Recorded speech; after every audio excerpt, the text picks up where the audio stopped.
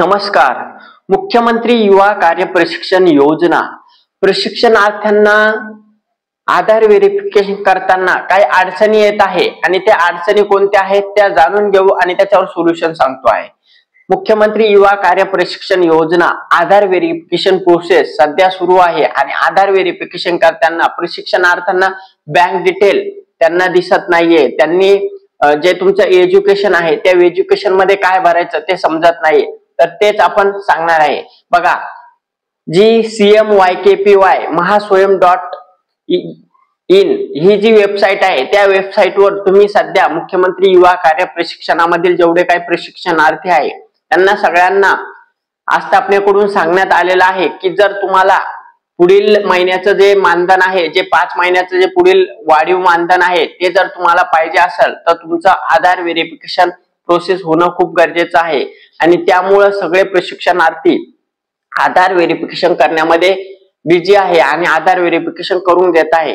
आता या आधार व्हेरिफिकेशन करताना आताच नवीन त्यांना बँक डिटेल दिसत नाही. तर त्या प्रशिक्षणार्थ्यांना सांगणं आहे की जी ऍप आहे, जी वेबसाईट आहे त्या वेबसाईट मध्ये अपडेट करत आहे. सध्या त्या वेबसाईट मध्ये अपडेशन सुरू आहे. त्यामुळे तुम्हाला जर आधार व्हेरिफिकेशन करताना जर तुमचा बँक डिटेल दिसत नसेल तर काही प्रॉब्लेम नाही. जी माहिती तुम्हाला दिसत आहे, तुमच्या ऍड्रेस डिटेल, तुमची प्रोफाईल डिटेल, तुमचं एज्युकेशन डिटेल, डिक्लेरेशन जे तुम्हाला दिसत आहे तेवढी माहिती तुम्ही भरून टाका तरी तुमचं आधार व्हेरिफिकेशन होऊन जाईल. तुम्हाला जरी बँक डिटेल दिसत नसेल, कारण हे सगळं जे मानधन आहे ते डीबीटी द्वारे तुमच्या अकाउंट मध्ये पडून जाणार आहे. म्हणजे जी बँक तुम्हाला आधारला लिंक केलेली आहे त्या आधार लिंक केलेल्या बँकेमध्ये तुमच्या अकाउंटला पडून जाणार आहे. म्हणजे हे पैसे तुम्हाला जे मानधन आहे ते तुम्हाला आधार खात्यावर टाकणार आहे. म्हणजे तुमचा आधार नंबर टाकला, जे पण खातं तुम्हाला आधारला सीधी असेल बँक,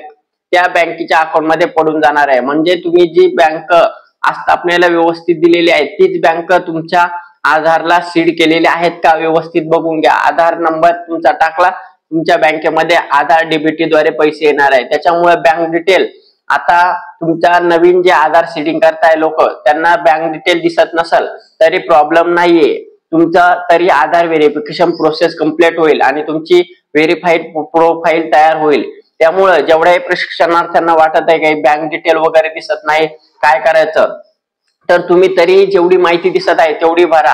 आणि जे लोक मोबाईल वरून आधार व्हेरिफिकेशन करताय त्यांनी डेस्कटॉप जी स्क्रीन आहे तुमची ती मोठी करायची आहे आणि मोठी केल्यानंतर तुम्हाला जिथं एज्युकेशन डिटेल आहे तिथे एज्युकेशन डिटेल भरताना ऍड 3 मॅन्डेटरी डॉक्युमेंट ठेवलेले आहे त्यांनी. तुमचं बर्थ सर्टिफिकेट असेल, तुमचं टीसी असेल, तुमचं 10वीची टीसी नाही तर डॉमिसाईल आणि तुमचं जे लास्ट प्रमाणपत्र आहे, मार्कशीट आहे ती तुम्हाला मॅन्डेटरी ठेवलेली आहे.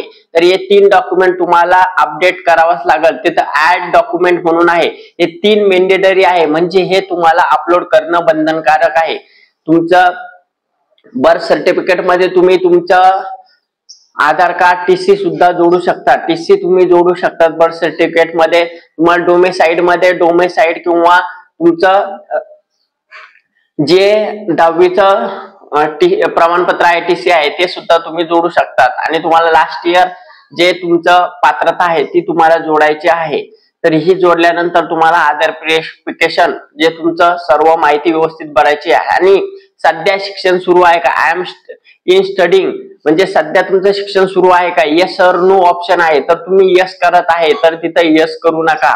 त्यांनी जो GR आलेला आहे, GR काढलेला होता त्याच्यामध्ये सक्त नमूद केलेलं होतं की जे लोक शिक्षण घेत आहेत त्यांच्यासाठी ही योजना नाही. ज्यांचं शिक्षण म्हणजे त्यांनी पूर्ण केलेलं आहे त्यांच्यासाठी ही योजना होती. तर त्यामुळे स्टडिंगच्या ऑप्शन मध्ये तुम्ही नो सिलेक्ट करा. जर तुम्ही यस सिलेक्ट केलं तर या योजनेतून तुम्ही बाद होऊ शकता. जर तुम्हाला या योजनेतून बाद व्हायचं नसेल तर तुम्ही तिथं स्टडिंगच्या ऑप्शन मध्ये नो करा. सगळ्या प्रशिक्षणार्थ्यांना सांगणं आहे. आणि अजूनही आता खूप चांगल्या पद्धतीने वेबसाईट सुरू आहे.